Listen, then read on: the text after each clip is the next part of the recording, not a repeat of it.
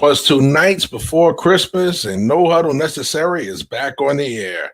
I am your host, Jeff Barnes, here with another episode of No Huddle Necessary, where our nuts and bolts sports writers bring you the arguments with the help of a special guest. So, 2 nights before Christmas, bowl season is in full effect.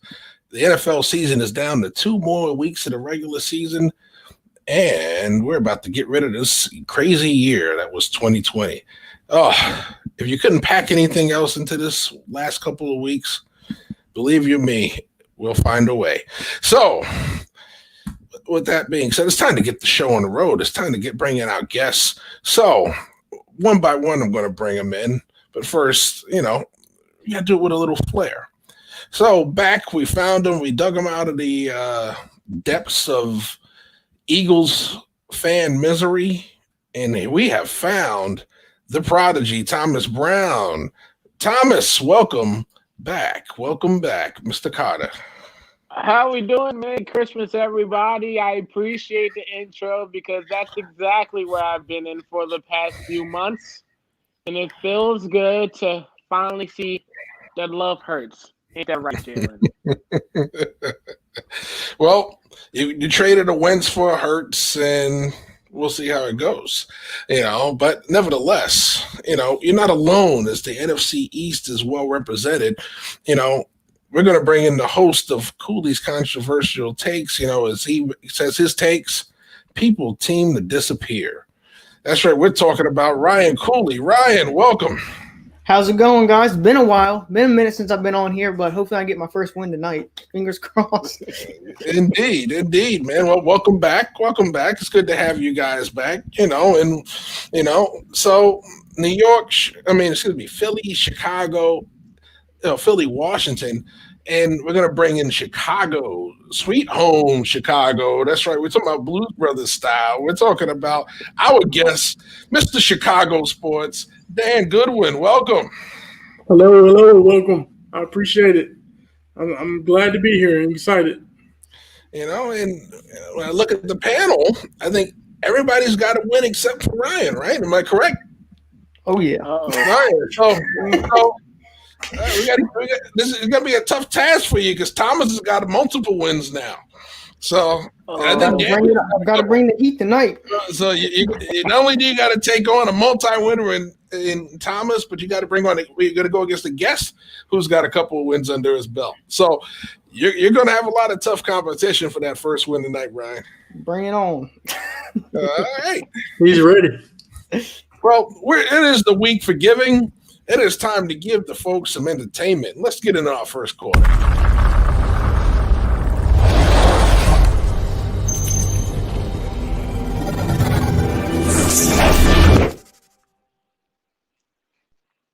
Well, after 19 straight seasons of winning and making the playoffs, the New England Patriots will be absent from the postseason.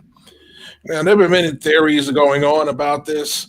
We can talk about whether it's the talent, whether it's the roster, whether it's Cam, whether it's Bill, but in the end of the day, what is going to be the bigger reason why they missed the playoffs this year? Is it Cam? Is it Belichick? Is it the roster? So to start us off, since you haven't been here in a while, Ryan, why don't you kick this one off? All right. I would say this is probably a bit of both. Cam hasn't played well, obviously. But if I had to put the blame on one person or one thing, it would be Belichick and the lack of talent on this roster. It's not very good. And I said when Cam Newton signed with the Patriots, even if he got back into his 2015 form, it still wouldn't be good enough for the Patriots to win because they're just not that good of a team. If you look at their defense, that's the so-and-so strength of the team, yet they're not really that great this year. If you look at their defense, their highest graded defensive starter is Dietrich Wise, and his grade is a 70, which isn't very good. You have like 90 is elite, 80 is really good, 70 is a starter, and then 60s is kind of like backup, need improvement. And their highest starter defender is a 70.1. Stephon Gilmore has not played that good this year. Devin McCourty at the age of 33 has not, he's taken a step back, as he should. He's 33. J.C. Jackson played really well to start the season, but he's fell off a cliff since then.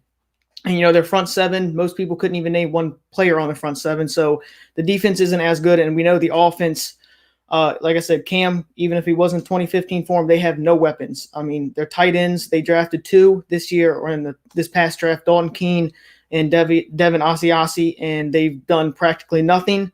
And then their best receiver is Jacoby Myers, which, not trying to knock on him, but when he's your best receiver, you're probably going to have some problems. And, to me, that's on Belichick for not being a good enough GM, if that's what you want to call him. He's had some pretty bad drafts in the past 4 or 5 years. Some trades have not gone his way. If you just look, just last year, he traded a second-round pick for Mohamed Sanu, who is, I said he was kind of a waste of oxygen last year. He did nothing on the field. So he's made a lot of bad decisions as from a GM perspective, which, leads to the lack of talent on the roster. So if I had to say it's on one person, on Cam or Bill, it's on Bill because he has not done his job as a GM. All right. Way to bring the fire right out the gate. Way to bring the fire. You've definitely been missed. All right. Thomas, come on in. Oh boy, oh boy, oh boy. I bet everybody who is a fan of every other team in the AFC East is jumping for joy that this reality is finally coming to fruition. That the Patriots won't be able to make it to the playoffs. Okay. But if I had to pinpoint who is truly the issue for this season, obviously we know heading in that the defense was going to be a problem because of the amount of people, the amount of players that backed out due to COVID-19. We definitely understand that. But with that said, Bill Belichick, the coach, we love him. We want to give him the GOAT status in the coaching ranks, and that's great. But Bill Belichick, the GM, oh boy, it's been terrible. And I just want to put into perspective in terms of how bad this is. Okay, the Patriots haven't drafted a Pro Bowler since Jamie Collins in 2013. Okay, that was 6 drafts ago. All right, he's drafted 52 players during that span. And Jamie Collins, of course, he made a Pro Bowl in 2015.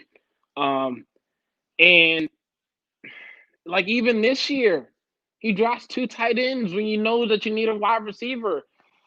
Edelman is 35, about to turn 36. Like you need help on the opposite, on the outside to help out Cam. Especially given the fact that you need to put pieces around Cam, given the fact that he's coming off an injury. We know that. We know that the running game is fairly formidable. But even they can't find a way to get over 5 yards of carry. And that's with Sony Michel and James White out of the backfield. And Rex Burkhead to a lesser degree.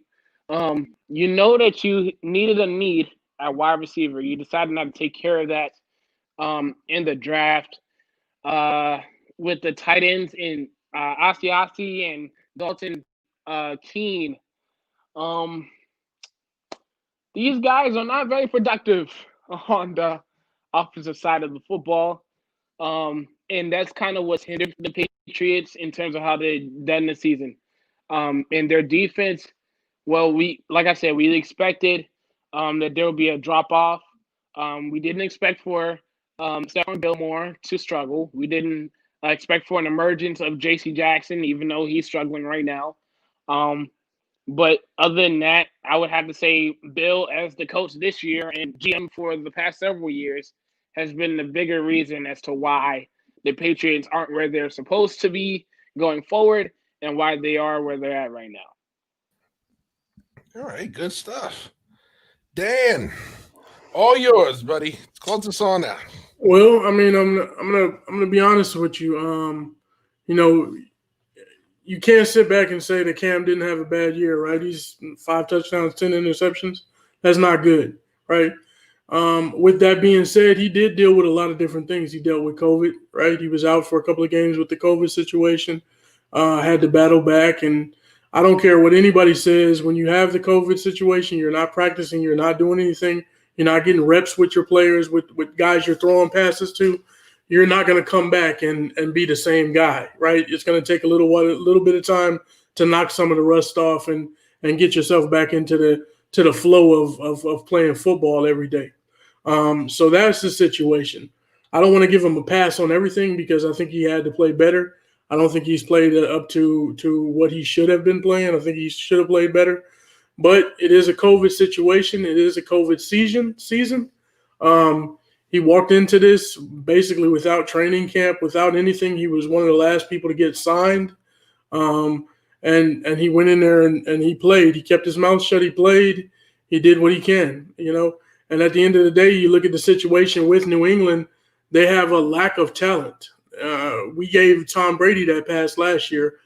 I don't even know why this is of concern or why this is a question, you know, not on this show, of course, but you know, you get people out there who are critical of Cam in the situation.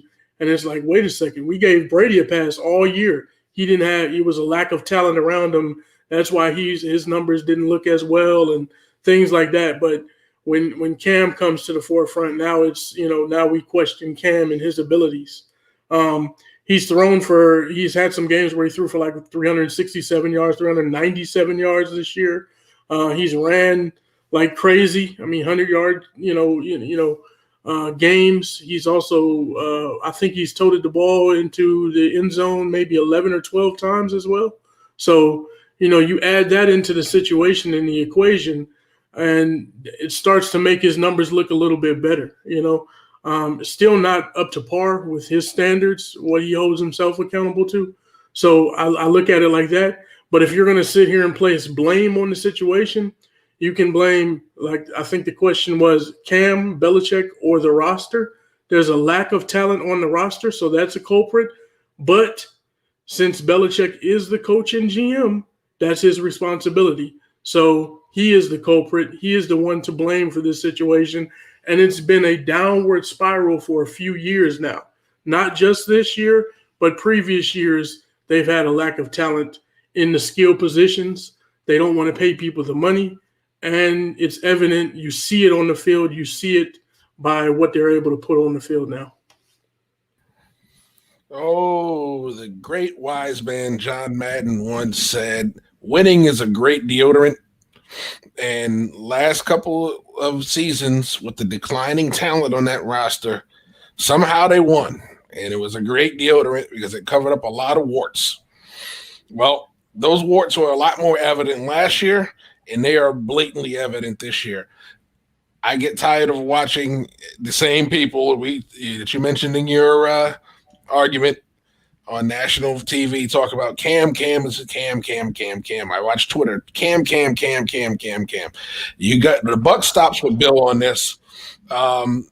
Drafting N'Keal Harry higher than he should have gone. He is not a number one receiver. He's not developed into anything near a number one receiver. That is on the Patriots. Those young tight ends, good players, weren't ready for prime time. They weren't going to come in and make the impact that a Gronkowski made in his early seasons, that a Hernandez made in his early seasons. So that all comes back to Bill Belichick. And the salary cap argument, I don't buy it. We talk about the Patriots. What is the one thing we always say about the Patriots? They're going to find somebody for cheap. They do not pay. So the cap hell argument doesn't work with me either. So, yeah, Bill Belichick's got a lot of soul searching to do after this season. He went in, he pulled out some nice guys in the draft, but you had nobody on that offense. And unfortunately, Cam is going to carry the weight of that. But realistically, him and that offensive coordinator that called a very minimal game plan. If you watch my breakdown of the New England offense, you'll see it was a very minimal game plan. All right. So I think we can get back to some more old quarterbacks in a minute because that's our fourth quarter question segment. But let's jump into the second quarter.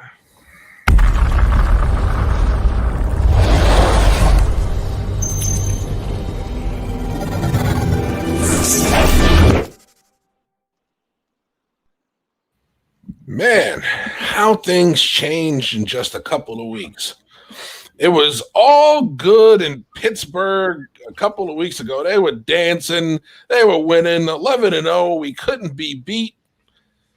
Then the 3 straight losses hit, and they hit harder than this picture right here.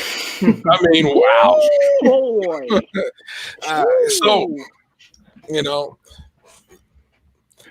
it was great when you were dancing on logos at 11-0. Not so great when you're getting beat by everybody, including the last place Bengals. So Cleveland is hot right now. Got their first 10-win season in a while, and they are now just 1 game behind these Steelers for the division lead. Can Pittsburgh hold off Cleveland, win the division, and make a run in the playoffs? Thomas, since Ryan got to start us off the last time, this one is all yours, my man. Okay, so let's put this in perspective, shall we? Number one, I think it is fair to bring up that the Steelers did play 3 games in 13 days. We all understand that it was a little bit of an insane marathon for them. We get that. That's problem number 1. Problem number 2, Juju, you as surprisingly being one of the leaders of this team, you know that this whole dancing on the logos during the pregame, it's starting to throw some teams off. It's starting to make them have some extra motivation when they play you guys. Not just the fact that that y'all may have a better record than your opponent, but the opponent has some extra motivation just for the simple fact that you, out of all the places on the field, you want to dance on the logo. Oh boy. Not good as one of the leaders of the team.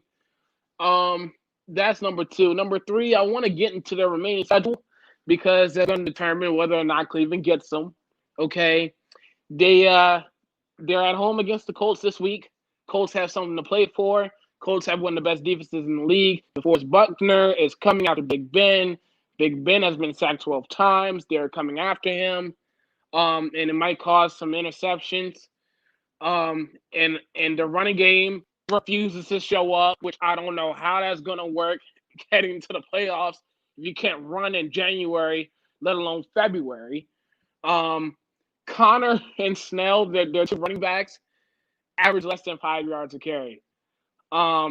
Their wide receivers got butterfingers for hands with Deontay Johnson leading the league with 9 drops. Okay. Boy. And just when you think that you got past the Colts, that's fine. Here comes the red hot Cleveland Browns with Myles Garrett in the front 7. And their secondary is in the middle of the pack. The secondary is starting to get healthy now and becoming more and more of a danger in the passing game. You saw what they were able to do even last week to a lesser degree with the Giants, how they were able to slow down Colt McCoy. I know that's crazy to say, but able to slow down Darius Slayton and those guys on the outside. They weren't a factor. But then, you're probably saying, okay, all right, well, what about the Browns? Are the Browns going to be able to catch up? Okay, the Browns have the Jets. Okay, and of course, we don't have them in a joking term because the Jets were able to beat the Rams that are as inconsistent as ever. But I think the Browns will be able to figure that out. They'll be able to squeeze by the Jets. And then it's up to Pittsburgh and Cleveland. And before you know it, that is the division on the line. And they will have to go against even with the Colts to a lesser degree, running backs that have no problem running up and down the field on them. Colts with Naheem Hines and Jonathan Taylor. The Browns with Kareem Hunt and Nick Chubb.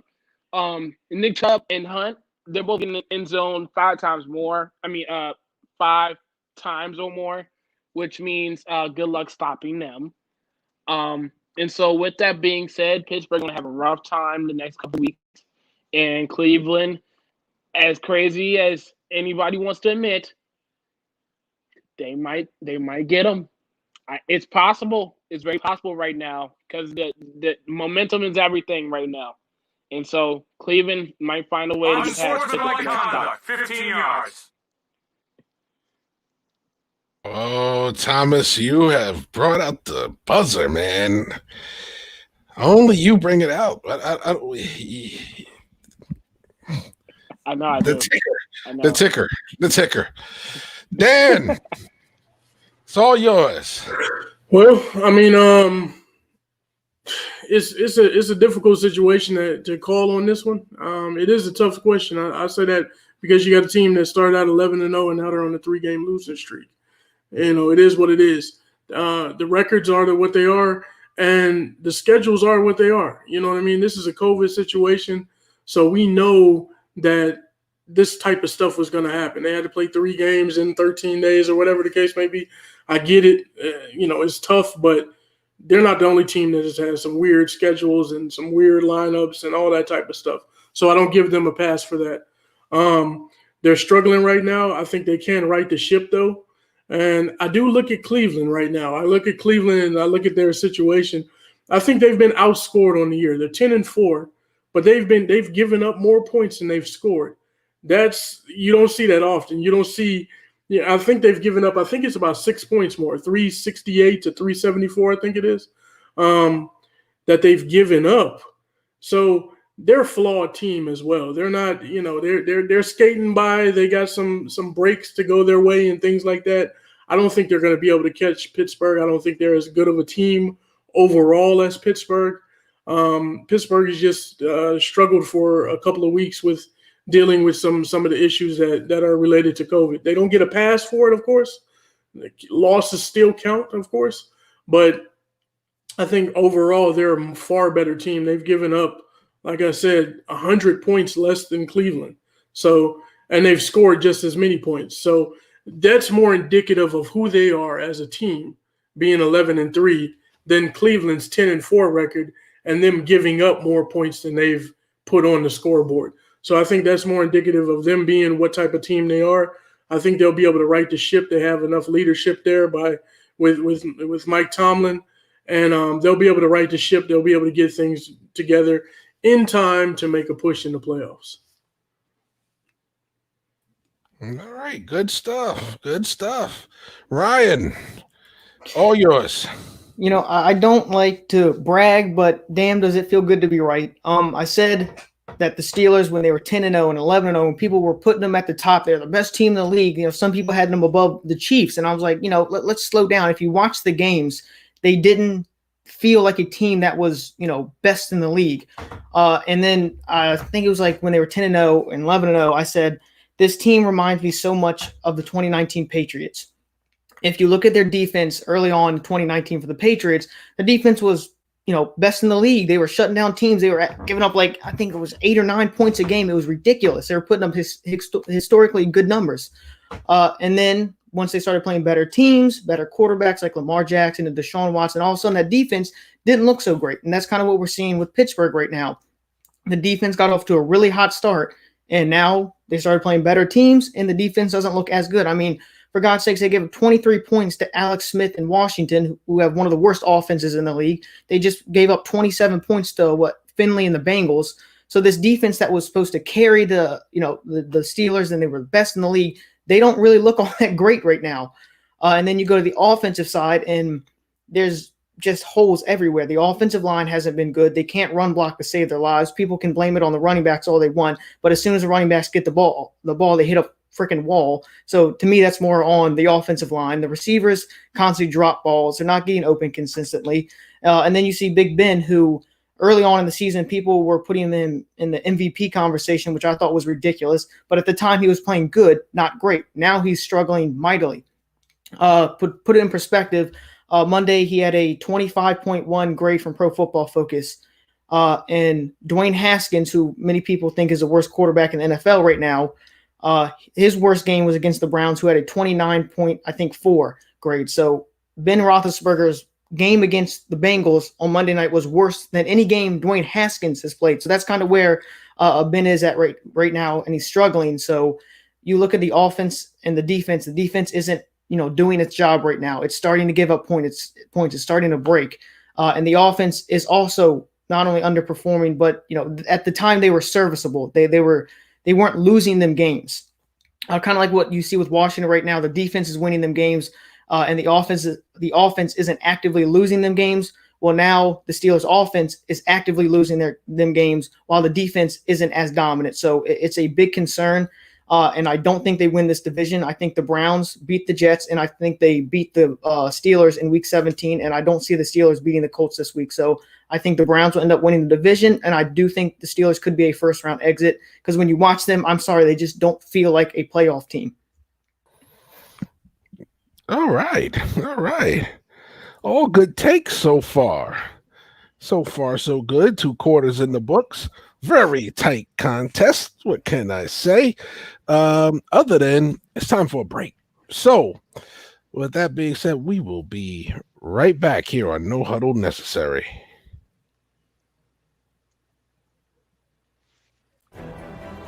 The Team Nuts and Bolts Sports Store is officially open. Log on to www.teamnbsmerch.com and get your t-shirts, hoodies, polos, all sizes available. Once again, log on to teamnbsmerch.com. Get yours today.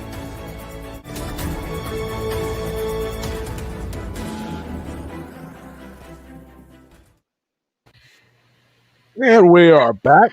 2 quarters in the books, and we're ready for quarter number 3. So I'm not even going to talk anymore. Just listen to the graphic.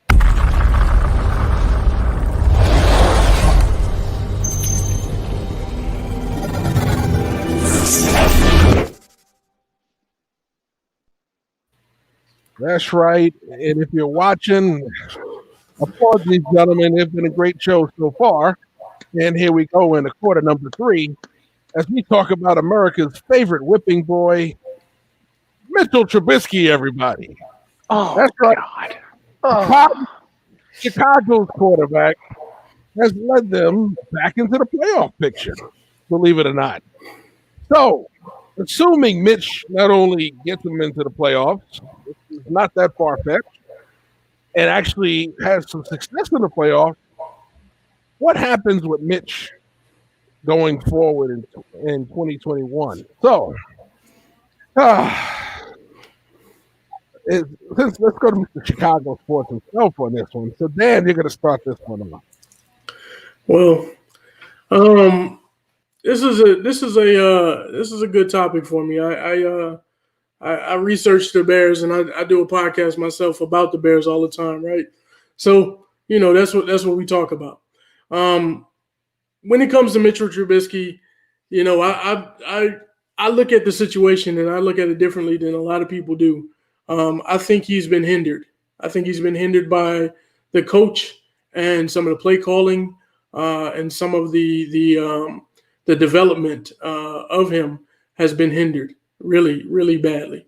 So I'm not a guy who bashes on Mitch. We get a lot of that. We get, like you said, America's favorite whipping boy. I hear the oh my goodness, here we go with this topic, right? So I get that. I get it. But you cannot take away the fact that Mitch Trubisky is way better for this offense, way better for Chicago's style of play than Nick Foles has been for the entire season. He has made the offense look decent. He has made it look very, very good, right? He's played well. He's not a turnover machine. If you look back at the history of Mitch Trubisky, he doesn't have more than 10 turnovers in the season. I mean, 10 interceptions, I should say. So, if you look at it strictly from a number standpoint or or whatever, or just watch the game, you see the offense moving up and down the field. He's able to do some things, and in the right situation, he'd be fine. The situation is bad for him. It's not conducive with his skill set, right? So the situation is this. Mitch can be back with Chicago. I think he may sign maybe a 2-year, maybe a 3-year option, third-year option deal, team option. And that's possible. But I don't know if it's possible if Nagy sticks around. If Nagy is gone at the end of this year, then I think it's more likely that Mitchell Trubisky sticks around. If Nagy is still there, I'm not sure how that relationship works because he was benched. I think he was benched prematurely. I think Nagy was looking for a way out of that situation, and he has scapegoated people since last year. He scapegoated his, offensive line coach, Harry Heinstead. He scapegoated several other players. Then it turned into Mitchell Trubisky. Now you see that the situation is that he can't call plays. He's not a good play caller. They have a 66-34 pass to run ratio. That's terrible. That's worse than the league. And it's been like that for years now. We finally see David Montgomery taking off, and that's only because now we started to run him a little bit more. He's only ran the ball more than 23 times in that game. He's only run the ball every other game. He's been below 23 carries in a game. So that's the situation. That's the problem. Mitchell Trubisky can be back if Nagy is gone. If Nagy sticks around, it'll probably be hard for Mitchell to come back because he's not trusting of that guy right now. Isn't it interesting that all the offensive gurus that are supposed to be big-time young and up-and-coming offensive coordinators that struggle as head coaches, usually their offenses don't work? Isn't it always odd whether you're talking about Gay, Snight, talking about Nagy? Yeah, they get figured out quickly. Yeah. Ryan, come on in. Well, where's Trubisky going to be in 2021? Hopefully not starting. I know, I agree with Dan. He hasn't been in a great situation, but to me, the great quarterbacks, if you're going to be a great quarterback, you'll find a way to thrive in places that, kind of prohibit you from thriving. We see Deshaun Watson, Bill O'Brien was, we all know that story, but he still shined. So to me, Mitchell Trubisky, it reminds me kind of a lot with the Blake Bortles situation where he shows some potential and he's kind of in a bad situation. So he keeps getting, chance after chance after chance. And I think he's had his chances. I mean, it just, to me, when you watch him play, it's nothing pops, nothing really pops. So this year, this is, his 4th year in the league. He currently has a 62.7 grade, which is 31st out of all quarterbacks who have taken 200 plus snaps. And you expect a little bit more out of a quarterback in his 4th year. And then you look, he does have some weapons. I mean, you got Allen Robinson, I won't say a lot of weapons, but Allen Robinson, in my opinion, he's a borderline, I would say top 10 wide receiver, and people, I don't pay too much attention to the Bears. I got my own worries in Washington. So I've been seeing a lot of things about Matt Nagy. So I don't know that situation all that well. Like I said, Dan he knows a lot more about that than I do. But he still is an offensive minded coach. So, I don't know about that situation there. But, in 2021, I do like Mitch. I think he's a cool guy. He looks like a cool teammate. Doesn't seem like, an a-hole. He doesn't have any off-field issues. Seems like a good guy. So I do hope he finds some place where he can call home for a while. And I think his best bet is probably just taking a backup role. I don't see any team giving him the opportunity to start. If they do, it's probably because they're pretty desperate at quarterback. It's kind of sad, though, because I mentioned Blake Bortles, and I kind of hope he doesn't follow that route because Blake Bortles, he went to the Rams as a backup, and I think I may be wrong about this. I think he's on Denver's practice squad. I don't know if I don't know if he's the backup or not. I think he is the on the practice squad. I may be wrong there, but he's kind of working his way, as you can see, kind of out of the league, and I don't want that for Mitchell Trubisky. I kind of want him to find that spot as a backup where he can make a career out of it. because he does still have potential. He was the second pick in the draft, so he does have potential. And I think the thing that sets him apart from other quarterbacks is his mobility. If you look, the NFL is trending more towards hybrid quarterbacks that can run. So they like to have a backup quarterback who can also run. I mean, you look at RG3 in the Ravens offense, is him and Lamar Jackson. Obviously not the same level as Lamar Jackson, but they're similar in play style. And Mitchell Trubisky, I think there are some teams that could benefit from that. I don't know the backup quarterback market too well right now. Who really needs a backup quarterback? But I was thinking of potential landing spots, and one was. I struggled to come up with potential landing spots, but I said one was Tampa Bay just because he could sit under Tom Brady, and I think that would benefit him a lot, learning from, in my opinion, the GOAT, and I think that would benefit him. I also said Seattle. I don't know their backup situation, but I do think due to Mitchell Trubisky's mobility and his skill sets is somewhat similar to Russell Wilson as far as his running ability. I don't know. But that was kind of my second landing spot. I really have no idea where he's going to end up in 2021. I do hope he ends up somewhere because he is a good guy. But, I just haven't seen enough on the field where I would say he's going to be a starter. Good stuff. Good stuff. Just beat the buzzer, by the way. You just beat it. 3 seconds. All right. Thomas. You're good to go, brother. Okay, if I really have to. All right, if I am the GM of the Chicago Bears, and this question, I'm kind of appreciative of the fact that we have a Chicago fan in here, because I do truly need some insight on this after I let this out. I would trade him. Okay, he's only 33rd in passing yards right now. He ranks 24th in QBR. And the only reason why we're even having a conversation about him right now is because the last 2 weeks he had 4 touchdowns to just 1 interception to defenses and the Texans and Vikings who literally refuse. It's not that they can't. It's just they refuse to stop a cold.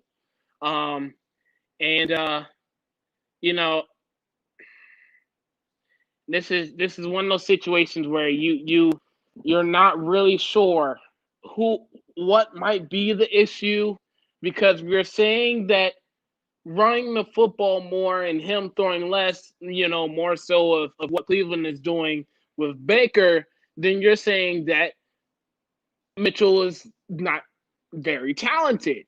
And with that being said, that's kind of frustrating for a front office who made him a top 10 draft selection.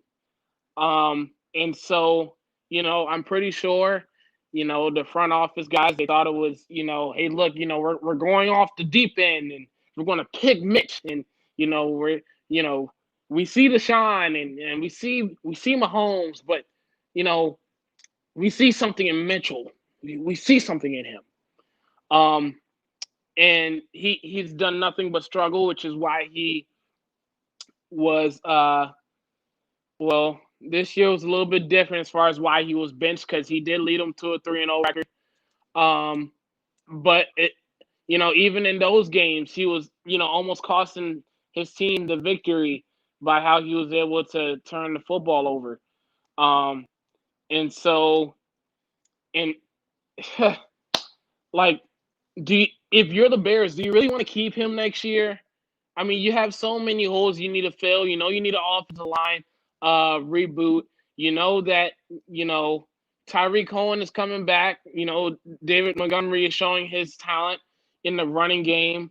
Allen Robinson, he's not looking like the happiest guy in the world, so he might be looking for a way out soon. And the defense, Khalil Mack is starting to get a little bit older.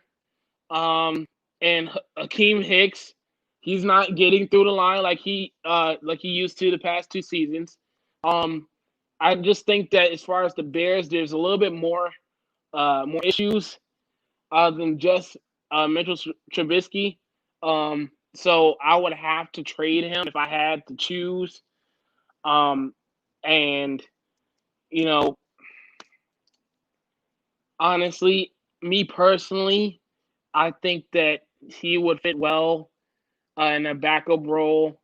Maybe even, if he gets an opportunity in San Francisco, for example, maybe things don't work out with Garoppolo. They can find a way to, mix that up, and that provides a great opportunity where Trubisky has more around him, and we'll see how that goes. And that's just an option.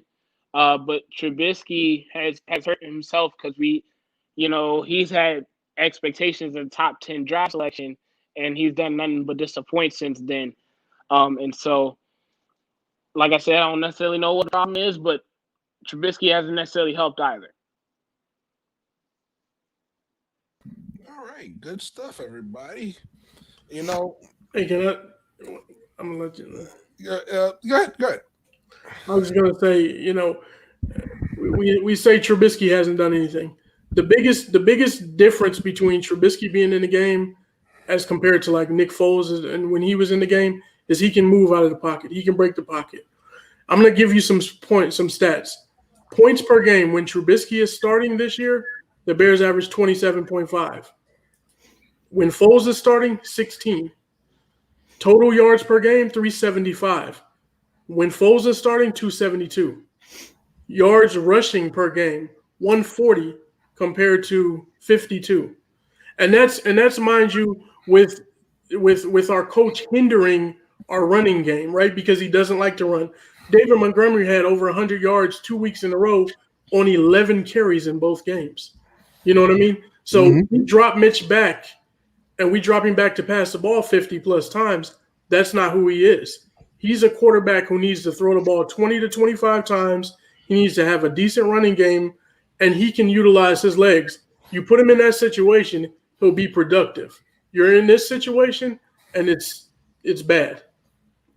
Well, that's some good stuff. Good a little extra sauce on top of the pie there. That's good. Now, before I get back to Mitch Trubisky and company, Ryan, be very careful which PFF stats you use. They are very, very good at math, but not always good at telling a story. I mean, I work there. I got support them. Prime example. Who is the highest who is running back at the highest yards per carry last week? I'm gonna need to answer that. I don't know off the top of my head. I'll tell you because I put it. It was from Miami. No, it was actually Tony Pollard from Dallas. Now, if you watch that game, all right, you watch that game. The running game for Dallas looked horrible until that 40-yard run. So he finished with 12 carries for 69 yards, right, and 2 touchdowns. Mind you, without that 140-yard touchdown, he had 11 carries for 29 yards. So bloating his stats up on one big run and saying he had the highest yards and putting it out there like he had this amazing day. Well, see, that's where I like using their grades because their grades.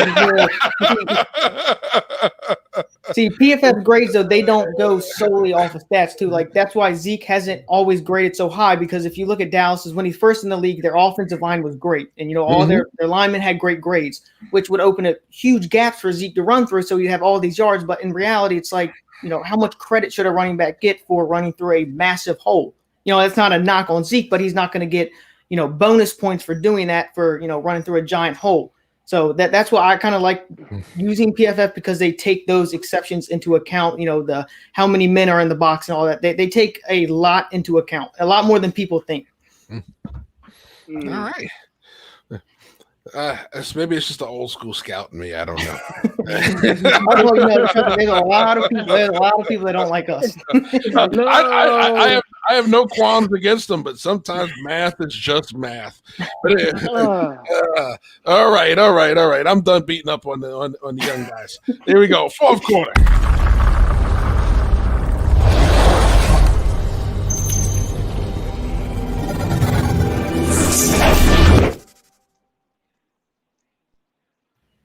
All right, so we were talking about older quarterbacks with Cam. Now we're going to talk about the old quarterbacks in both Ben Roethlesberger and, of course, the immortal Tom Brady because he just refuses to die. So Both of these guys have had hot and cold seasons. You know, 1 minute Tom Brady's hot, next minute Tom Brady's cold. Ben's hot, now he's not. So, I mean, at this point, when we're talking about these two quarterbacks, is it time to finally admit that Father Time has caught up to him? Because not everything that's going wrong with him is scheme. Not everything going wrong is play calling. As we've watched the games, Ben's not sharp all the time. Neither is Brady. Brady doesn't see this guy open, but he sees this guy who's covered. Sometimes Father Time is the reason why he's undefeated. Can we finally admit that with these two quarterbacks? So, since it's such a tight contest here, I'm going to play a little game here and Russian roulette this one. And Thomas, you're going to start this one off.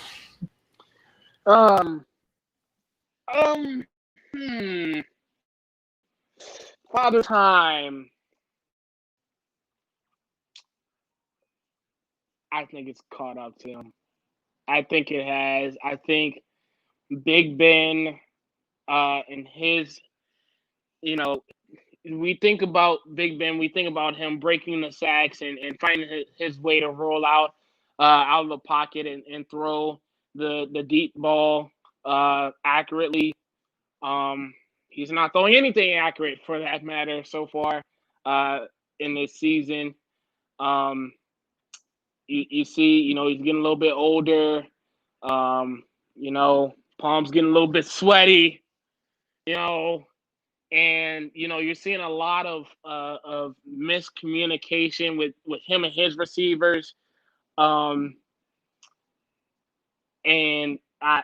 this is Big Ben also coming off of injury as well, and so I think over time you start to age and you start to see how injuries are starting to pile up on Big Ben himself. So I think in terms of Father Time catching up to Big Ben, it's more prominent to see it because you can see the wear and tear and how he plays. And we've seen it especially on Monday, how he's just not being effective in the passing game right now. Tom Brady, oh boy. Tampa Bay has literally put the all-star team around him. And it's literally, I don't know if he's trying to get Antonio Brown the football. You saw that he was able to get into the end zone for the first time in a couple seasons since last season, for that matter. I don't know if he's trying to target one specific person. I don't know if he's trying to get Gronk more involved and, not have him be just a blocking tight end.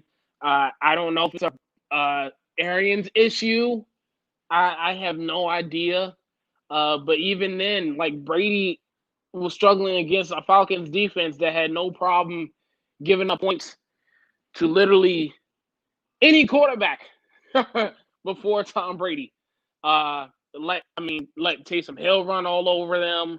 I can go on and on if I really have to, but time doesn't permit. That's how bad the defense is, and they were down big. And I think that has something to do with Tom Brady sitting up there and being like, okay, I thought this guy was open, but he's not. And that has something to do with him struggling during the pre-snap. It was something that he's normally well at. Even earlier in the season, I know it's a little bit of a joke now, but, him forgetting what down it was, I think that was ridiculous. But it just goes to show that even as he continues to age, you're starting to see a little bit of regression in how he's reading defenses now. And it's starting to affect his offense, starting to affect his game and his receivers and the entire offense as a whole. And it's starting to show a little bit more as the season continues to wind down. All right, way to start the fourth quarter off. All right, Daniel, come on in. Well, the Tom Brady and Ben Roethlisberger, I think they both are kind of hitting that wall. You might say that Father Time is kind of knocking on their, tapping them on the shoulder, making them look back. And this is what happens with when it comes to football, basketball, whatever the case may be. Reminds me of Michael Jordan. When he came back and he was 40 years old, he could still put up a game where he had 50 points, 55 points, 57 points, things like that. But could he do that night after night? Absolutely not. And that's the situation that you have with Tom Brady and Ben Roethlisberger. They go through these spells where they're playing really well and they look good. They look like 5 years ago, like they were, they're playing 5 years ago. And then all of a sudden it's a drop off and you see them struggling mightily. And that's because at that age, your body can't continue to just put up magnificent performances day in and day out, right? So, in football, there's a rest and recovery period. There's things like that. And then, there's also timing. I don't care what you say. You don't just lose a step in speed, but your hand-eye coordination slows down a little bit. You're just the trigger. It just, something's off a little bit sometimes. So you may see somebody open and your mind wants to throw the ball there, but your body's just not responding quick enough. And that's the situation that these guys are in. Tom Brady was never a guy who could throw the ball, 70 yards down the field or anything like that. He had a strong enough arm, of course. But for the offense that Tampa Bay has, I think everybody knew that he wasn't really a perfect match in that type of offense. They want to throw the ball down the field. Bruce Arians wants to push the ball down the field. Tom Brady likes the underneath stuff. That made him look good. You know what I mean? Hit the running backs, hit Julian Edelman across the middle, things like that. That's where he lived. That's where he's been living for the last, 5, 6, 7 years, actually. Ben Roethlisberger is a little bit different. He'll go deep. But the same situation. I mean, he's just not – his reaction time is a little bit slowed. And that's Father Time. It happens to everybody, and nobody is immune to it. So, it's tapping these guys on their shoulders, and we'll just see how long they try to stick it out or if they go ahead and fade into the fade to black. All right. Ryan, yours to close out. So, Father Time, I would say he's not only caught up to Big Ben, but he's starting to drag him under. My thing with Ben is when you look at Father Time and people declining in their careers, usually it's sort of slowly you can see things. But Ben, the past 3 weeks has just been abysmal. I said his grade was lower on Monday night, was lower than any grades Dwayne Haskins has ever had in this season. So he's had very low lows, but his highs have not been that high. So, he's playing, his ceiling hasn't been that great. So I look at that and it's, in my opinion, I don't know if he will, but in my opinion, I think Ben should consider hanging it up after this year. I don't think he will.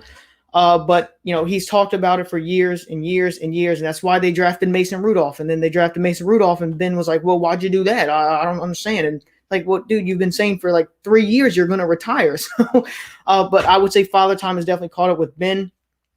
And as far as Brady, yes, I'm the biggest Brady fan you'll find. I will defend that man till the day I die. But I'm not going to sit here and lie and say that, oh, he's been perfect. There's nothing's wrong with him. You can see him slipping in certain games. You look at the Rams, and then, he forgot the down against Chicago, or what down it was against Chicago, which isn't normal. So, you have seen some tendencies of him that are unusual. But you can't also sit here and tell me that he hasn't had a very good season. I mean, he's on pace to have almost 45 total touchdowns, over 4,000 yards passing, and only about 12 interceptions. So, on what planet is that not a very good year? And I know, Jeff, you don't like Pro Football Focus grades that much, but I'm going to use it one last time. Right now, he is their 5th highest graded quarterback at a 90.8, which is actually higher than his grade in 2018 with New England. And it is much higher than it was, of course, last year in New England, where he wasn't all that great. And everybody wants to sit there and blame Brady. When it was Brady versus Belichick, it was always Brady. Oh, he's a system quarterback. It was all Bill. Now we look, and the Buccaneers are on their way to the playoffs. And after 15 weeks, the Patriots are already eliminated. So, but people, you can blame it on Father Time, but you can also say, quarterbacks have, even the elite ones, have bad games. You look at Mahomes, played awful against New England, had like 2 or 3 interceptions and could have had 1 or 2 more that were dropped. And one, he was called down on a sack when, he wasn't even down yet.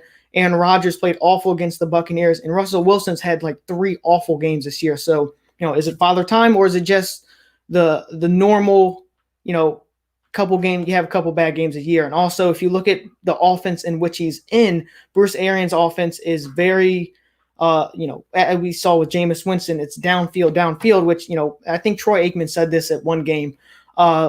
Brady's used to looking from short to deep, and now in Bruce Arians' offense, he's looking deep to short, which is not easy to adapt to. And then this is all the Thomas said, they built he's on a super team. I keep hearing that, he's on a super team. The Buccaneers are, talent all over the place. Well, they did go 7-9 last year. So let's not act like, it was KD joining the Warriors after a 72-win season. The Buccaneers were 7-9. Yes, I realize they do have a ton of weapons in AB, Godwin, Evans, and Gronkowski. But, this team as a whole went 7-9 last year. They didn't have a winning record. So in my opinion, I think they're going to probably finish 11-5 and go to the playoffs. So really, I won't say that Father Time is starting to creep up on Brady, but he's still playing a lot better. If I hadn't watched the Buccaneers game, I would assume he's been playing awful due to what fans and the media are saying. He hasn't played all that bad, but Ben, I can definitely see a big hole in his game, and he's on a rapid decline. All right. So it's that time of the night. I'm not going to chime my 2 cents in because it's starting to get close to that hour. So I can't announce a winner yet because we do have a tie at the top of the leaderboard this week. Normally, if we had a tie at the bottom, I could still announce a winner. So with that being said, we're going to have a little bit of a showdown and overtime for these 2 guys. So Thomas, unfortunately, you didn't qualify for overtime tonight, but good job. I'll see you in a few minutes. All right. Overtime question, shooting from the hip. 2 teams, both got a long shot to win a division. Cowboys, Ravens. Which one has the better chance to pull it off? All right. So on this one, Ryan, you get to start this one off since you got to end the last one. The best chance to win the division. Normally you would say the Ravens because they're a very good team, or rather much better than the Dallas Cowboys. But if you look at the situation in the NFC East, the Cowboys, I think, have a better chance to win it just because the division is that bad. Washington plays Sunday against the Carolina Panthers. If they win and the Giants lose, then Washington clinches. However, we don't know the status of Alex Smith. So if Dwayne Haskins is starting, that, Carolina's not a for sure win. And then they play Philadelphia in week 17, and Jalen Hurts and the Eagles, I think, a little too late, but they could beat Washington then too, which opens the door for the Cowboys. So I will say they have the best chance to win a division. And for the Ravens, it's going to be difficult because, the Browns play the Jets. I don't see them losing the Jets. Anything can happen, as we saw, last week with the Rams, but I think it's going to be more difficult for them because they do have 2 tougher teams to try to beat out in their division. And you look at the NFC East is just so weak.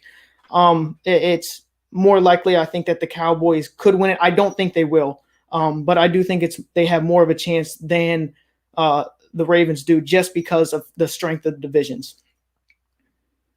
All right, Daniel, your turn. It's a tough one. I'm gonna go ahead and say probably Dallas as well. Dallas probably has the easier route to do it. They're only 1 game back really. So the other, the Ravens are 2 games down in their division. So I would say probably the Dallas Cowboys. Washington hasn't proved to be anything. I mean, you got a team at 6-8 leading division.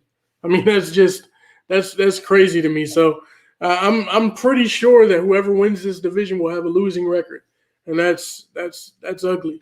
But Dallas has a chance. Dallas has somehow had a chance from day one. I don't know how it happens like this, but year in and year out, we have the same thing in the NFC East. Dallas probably has a better chance of making it just because they're only one game technically back, and the Ravens are basically 2 games out right now at 9-5, and Pittsburgh is 11-3. So I'm gonna have to go with Dallas as well. And you guys will most likely be right because plain and simple, the Ravens do not own any tiebreakers on the Steelers while they do own one on the Browns. So if it comes down to a 3-way tie, they still lose out to Pittsburgh. So, hold on a second, Thomas. So with that being said, we do have a winner now after overtime. And I will make with the graphic.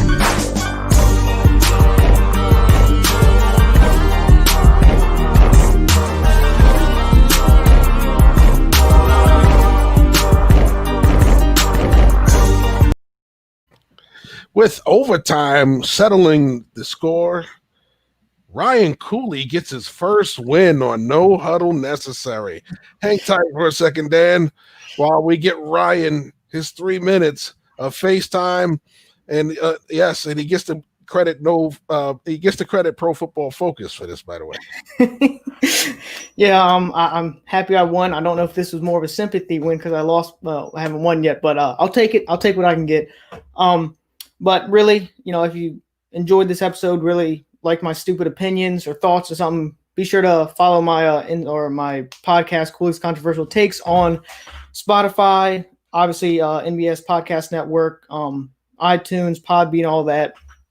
I talk a lot about Washington football. I follow them. I write most of my articles on them. So if you're a Washington football fan, you're watching this, then head over to my podcast. I say half the episode is usually me, talking about them or complaining rather about them. But anyway, holidays are coming up. COVID, we have a vaccine now. So, but still, everybody masks up, be safe.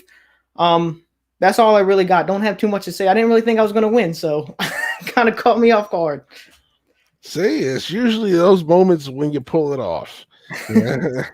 Well, with that being said, usually I kick everybody to the back while I close this out, but being that it is the week of Christmas, we can do this all together. So for all of us at No Huddle Necessary, I'm your host, Jeff Barnes, here with Ryan Cooley, Thomas Brown, and our guest, Daniel Goodwin.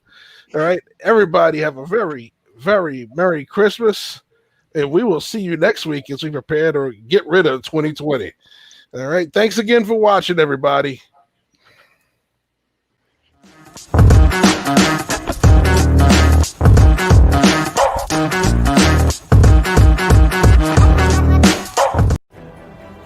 The Team Nuts and Bolts Sports Store is officially open.